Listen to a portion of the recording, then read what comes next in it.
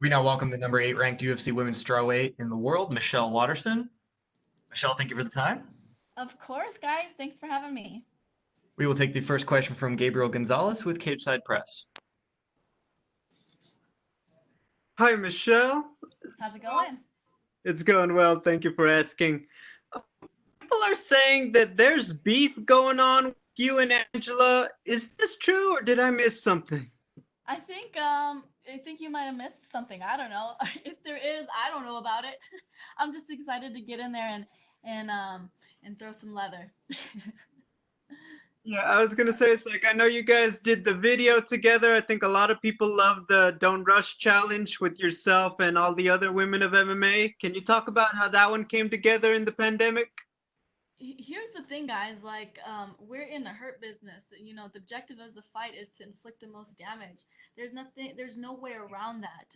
And so I guess in that sense, both of us want to win. But at the end of the day, we are more alike than we are different. We have more similarities than we have differences, and so we can bond and try to share some positivity in the world in that sense as well. And I think that it just goes to show you our sportsmanship and our respect for one another in this sport. You're coming off a close one against Carla. What did you take from that fight to help you grow as a fighter when you went back to the gym? Um, to to not be so hung up on strategy. I think that it's kind of hard to say. It's always going to be those shoulda, woulda, couldas. And what I understand is that everything happens for a reason, and I had to come back to the gym and understand to not leave it in the hands of the judges.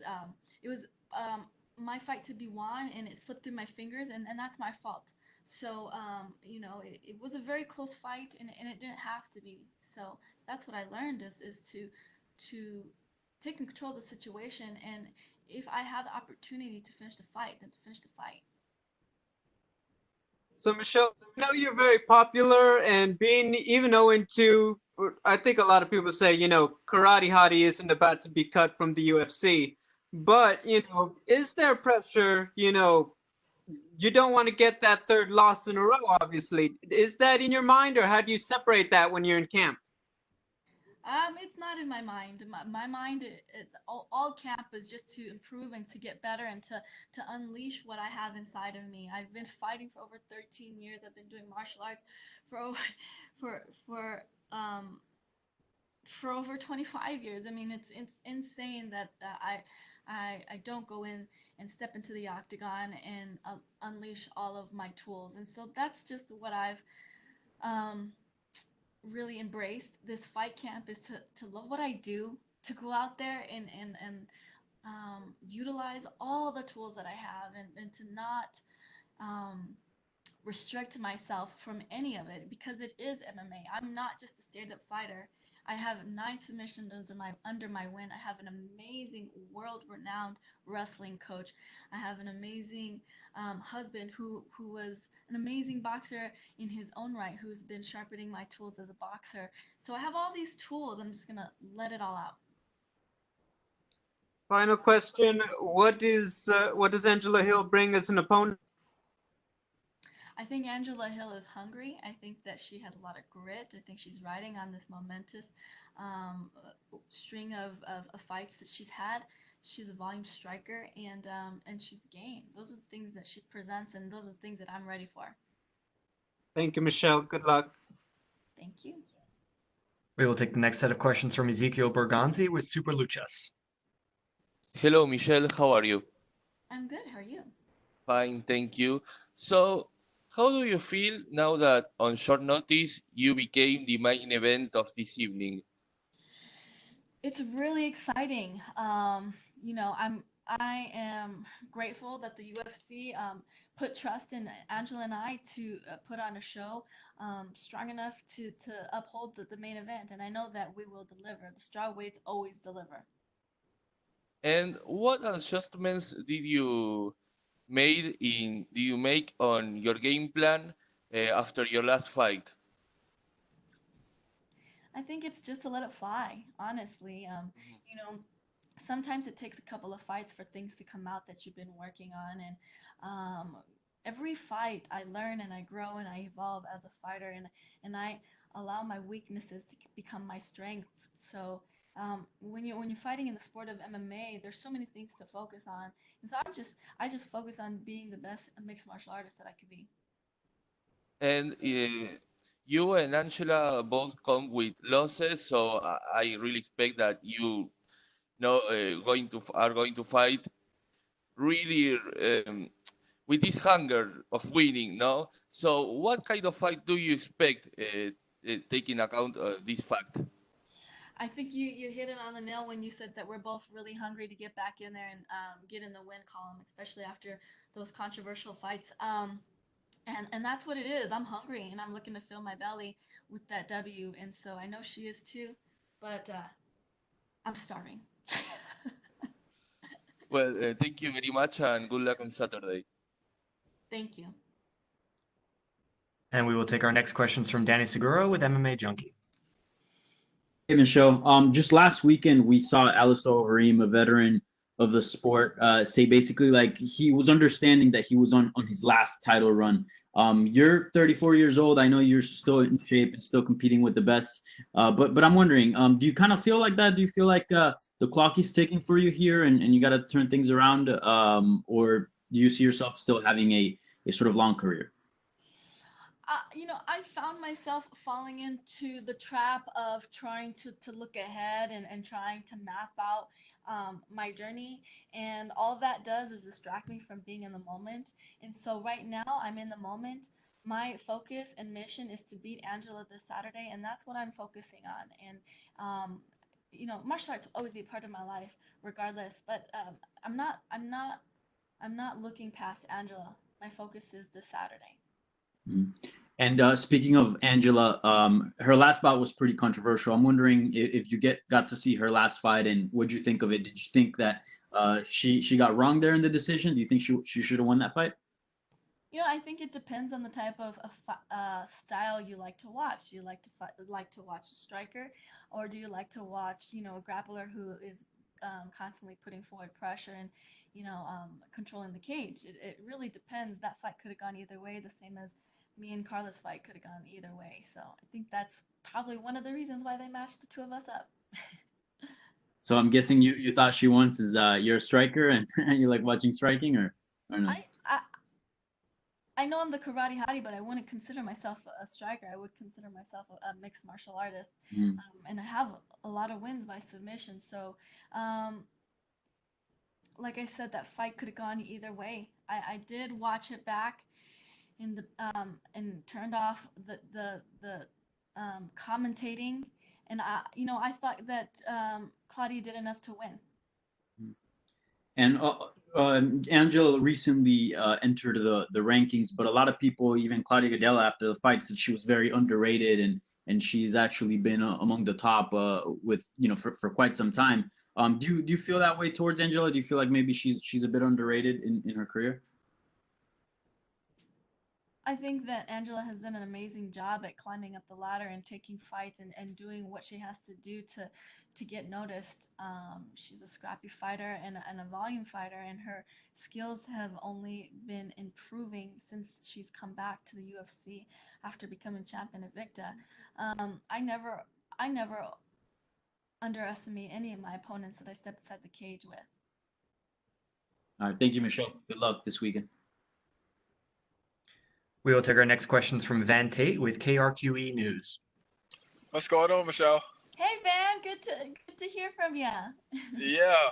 Well, hey, so since you guys got bumped up to main event, and I know you're excited about being the main event, have you had to guard against like being too pumped up? Like just let it be the main event, just treat it as a regular fight. I think that's kind of my MO anytime I come to fight for fight week is regardless of its main event, first fight of the night, a fight in the back alley, or amongst a million fans. When you step into the octagon, it's just you and your opponent across the cage, and that's always been my go-to when it comes to how do I approach the fight. And then each training camp has its own feel. How did you feel with this camp, and as you head into this fight? It was an amazing camp. I felt the fire in my heart grow each week, and I'm ready to just unleash, go out there and have some fun. And what do you think you have to do to be successful in this fight? I just have to be myself. Go out there, bite down on my mouthpiece, and let it go. Do you feel like since you guys have that in common as far as being former Invicta champions, that's just another carrot on the table to fight for, right? Absolutely. We're I fight because I want to win, and I want to beat the very best out there. So for sure, it'd be great on my resume. Do you feel like you need this one as far as to keep your name in the conversation for the UFC strawweight title, as a contender and to get that shot? Yeah, absolutely. And could you elaborate on that? Why you feel like that? Both Angela and I are chomping at the bits to get to the top, and there's kind of a stale, like it's kind of stagnant at the top because of the nature of what has happened, in the world today. Nina is out because she's getting ready to have a baby, and Suarez is injured. Rose just broke her nose, and so there's some wiggle room for who gets the next shot at the title, and I want it to be me. And I know there's not going to be a crowd there and stuff like that, but do you guys still work on your entrance, how you want to come in, even without a crowd there? Do you still want to look fly when you're coming in? Oh, I'm looking fly no matter what, even when I'm waking up. But we prepared for what it feels like to walk out without a crowd, and so it's like, what, I pull energy from the crowd, but now what do I pull energy from? I pull energy from the sound of my glove hitting her face. I pull energy from the sound of my shin hitting her thigh. I pull energy from the sound of her body hitting the mat. That's where I'll pull the energy from. Hey, sounds like she's going to get roughed up a little bit. So, hey, thanks so much, Michelle. Always a pleasure to talk to you. Thank you. We'll take our next question from Damon Martin with MMA Fighting. Hey, Michelle. I apologize if this was asked already, but I saw obviously the fight got bumped up to main event. You guys are doing 5 rounds. Now, we've seen a couple other short notice main events come together.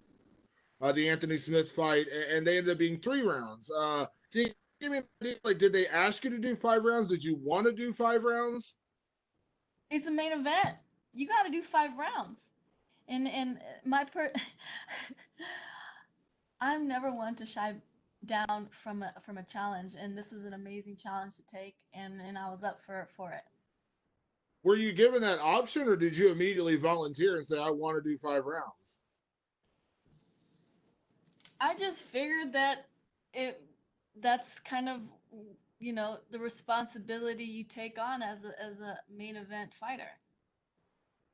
You've been in main events, big ones in the UFC. You've been here before, being under that spotlight. Do you embrace that, and do you believe that actually is?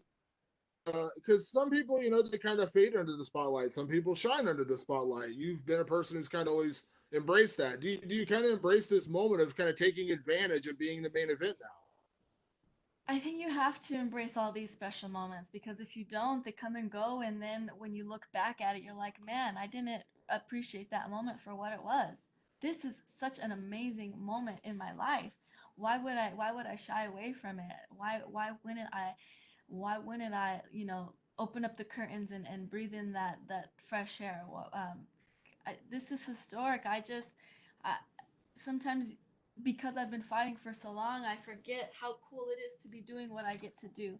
And I do have to kind of sit down and smell the roses sometimes. If you don't, like, what's all the hard work, blood, sweat, and tears for? What is it for if you don't appreciate these moments?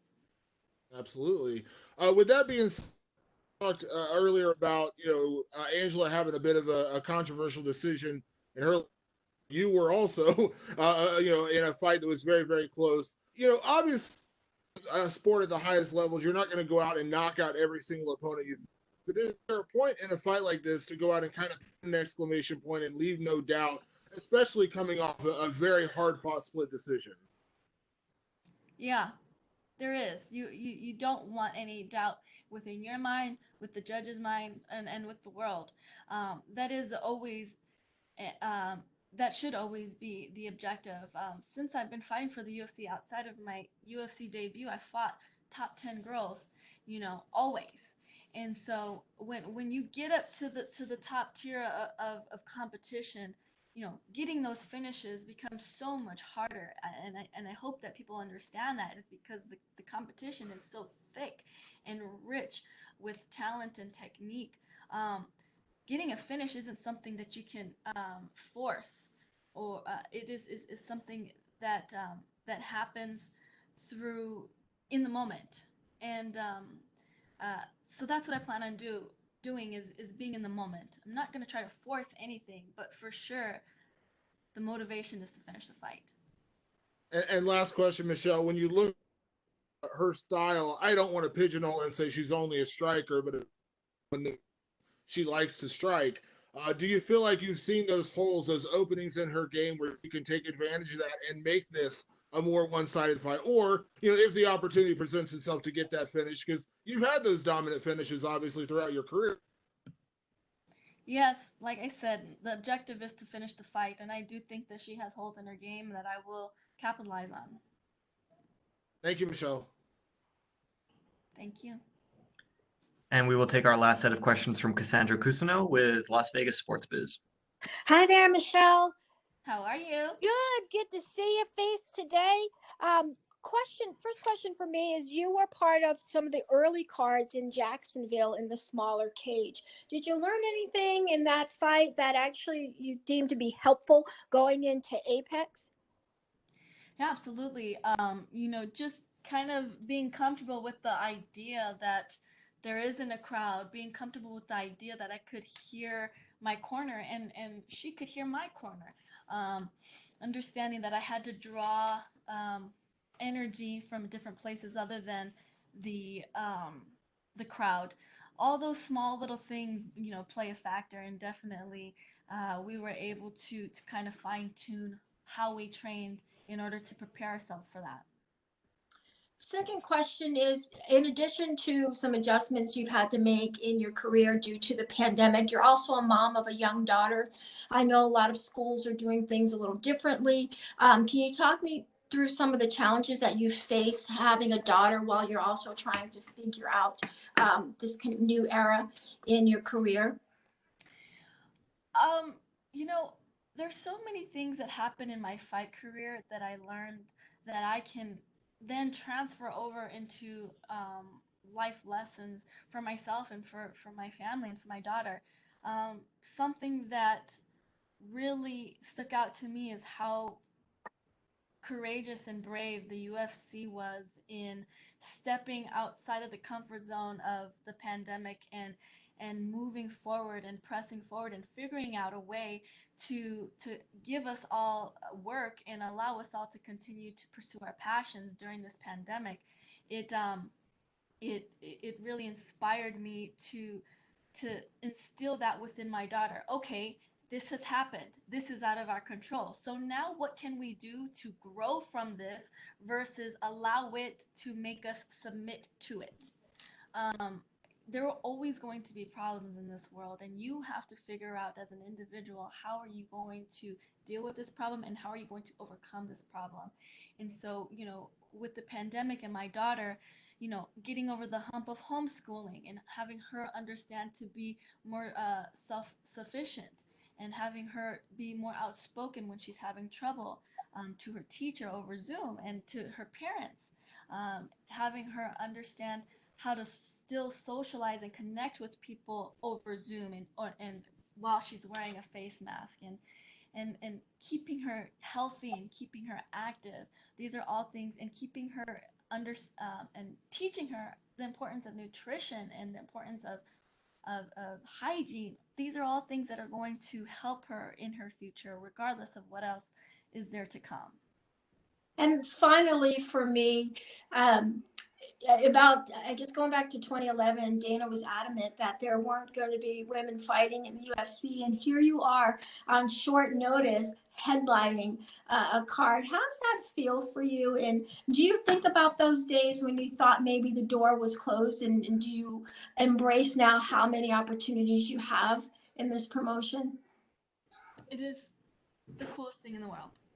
I remember being in my apartment, moving out to Albuquerque, New Mexico, still being a local fighter and having a vision board in my apartment. And at that time, Dana didn't think that he'd ever see girls in there. And I still had it on my vision board that I was going to be fighting for the UFC. And here I am, fighting for the main event, and it's amazing.